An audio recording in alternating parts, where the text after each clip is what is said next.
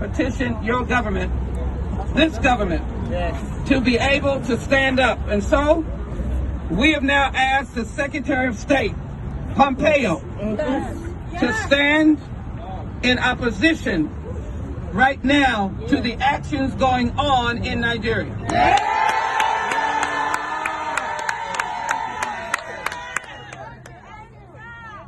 Secondarily, we've asked the chair and the chair of the National Security Council of the United Nations, and as well the General Secretary, that they must address the President of Nigeria, Mr. Buhari, on the violence, and SARS must end and SWAT.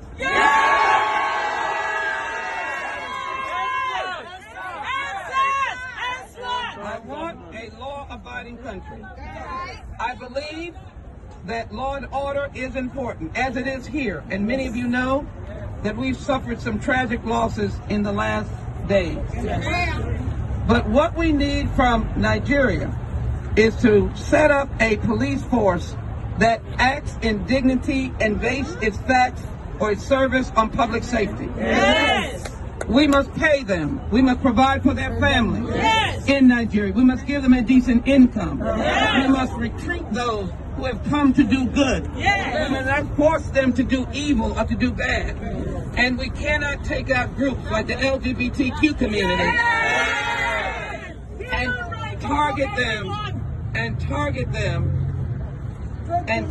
young, and target people who are simply trying to end police brutality. The community. I am in exile. I am not an immigrant. My mother died. I couldn't go home.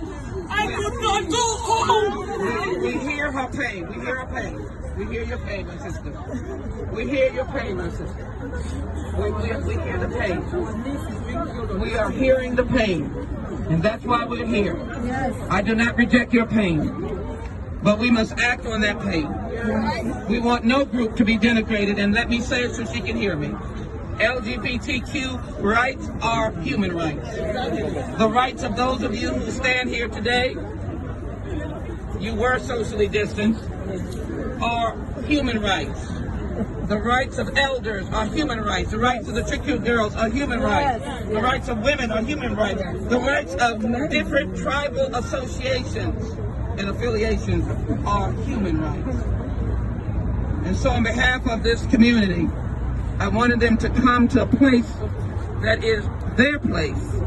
It is the federal government symbol for the United States of America, the United States Mickey Leland Federal Building. And I wear the colors of our red, white, and blue because that flag is to stand around the world for what is right, what is humane, what is decent, what is orderly, what is democracy, what is just, what is equality. And we will continue to press the present government of the United States to take a very important step in asking and demanding that Nigeria recognize that the world is watching. The United States Congress is watching. And this violence, senseless violence by people who are wearing the uniform in Nigeria must stop. It must stop. The bloodshed cannot continue. And so I look directly and say, the leadership of the Nigerian government, if you hear my voice, we are demanding an immediate cease and desist of the murder in the street of innocent persons. We will work with you. We will work to find a solution. You have a diaspora around the world of loving Nigerians who want to help and want to be able to have a country that can stand up to any country around the world because it is a democratic country. It is a free country. It is a just country. It is a country that believes in equality and democracy. So I thank you so very much for coming to your place, your symbol of this nation, a free nation, and we in this country, we fight for justice as well. It is not a situation where it is free for us. And so as we fight to pass the George Floyd Justice and Policing Act, as we fight to repass the Voting Rights Act, as we fight to vote, If I end on any note, those of you who can cast a vote, that vote is your power. And when you vote, it will be Nigerian Americans demanding that the government respond. And on behalf of Vice President Biden,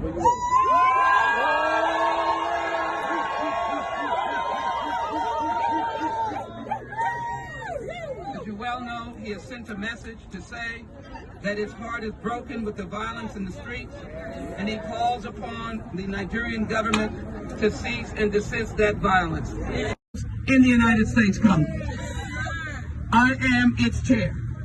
We were the first to go in to Nigeria when the Chibok girls were taken. The first Americans, that is the Congressional Nigerian Caucus. 3 members of Congress went, myself, Congressman Tabbitt, and Congresswoman Frederica Wilson. We were the only and the first. We spoke to the parents. We went to the North, and we asked the government to stand up against Boko Haram, to help those in the North, to bring justice to them. So I am a friend of Nigeria, but being a friend does not diminish the right to tell the truth.